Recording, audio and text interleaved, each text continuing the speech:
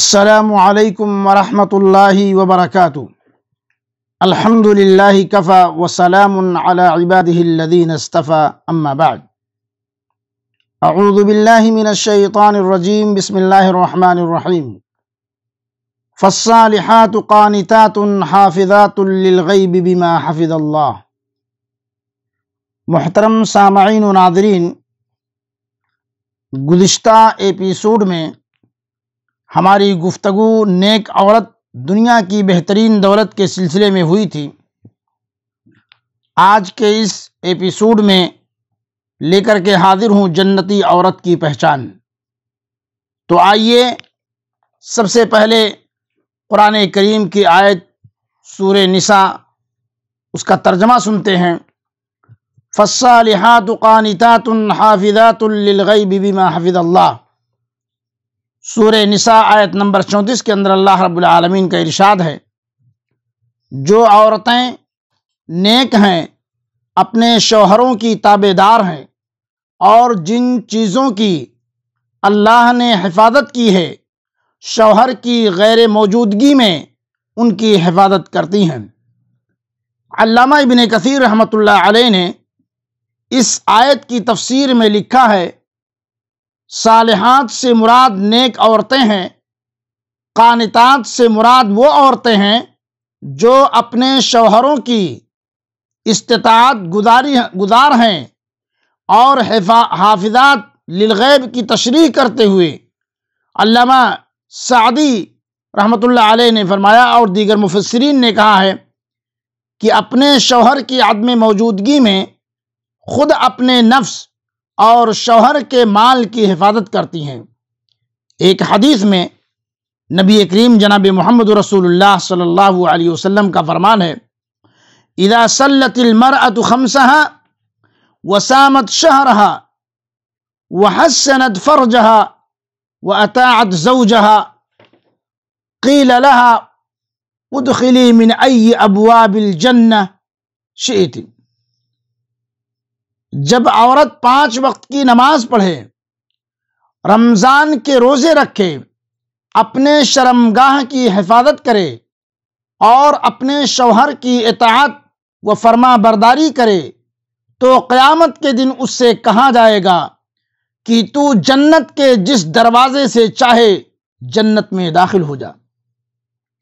ایک دوسری حدیث میں آپ صلی اللہ علیہ وسلم کا فرمان ہے، وَنِسَاؤُكُم مِّنْ أَهْلِ الْجَنَّةِ الْوَدُودُ الْوَلُودُ الْعُودُ عَلَى زَوْجِهَا الَّتِي إِذَا غَضِبَ جَاءَتْ حَتَّى تَضَعَ يَدَهَا فِي يَدِ زَوْجِهَا وَتَقُولُ لَا أَذُوقُ غَمْضًا حَتَّى تَرْضَى۔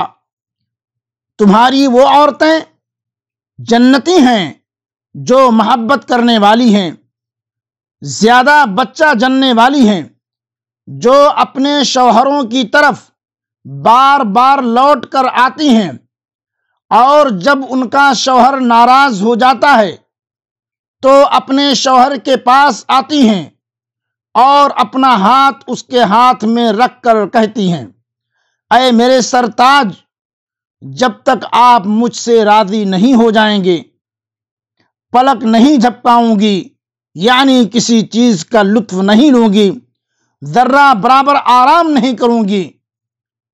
میرے بھائیوں، اسی طریقے سے ابو ہریرہ رضی اللہ عنہ سے مروی ہے کہ نبی کریم صلی اللہ علیہ وسلم سے سوال کیا گیا، عن ابی ہریرہ رضی اللہ عنہ قیل للنبی صلی اللہ علیہ وسلم ای النساء خیر؟ قال التی تسرت اذا نظر تطیعه اذا امر ولا تخالفه في نفسها ومالها بما يكره۔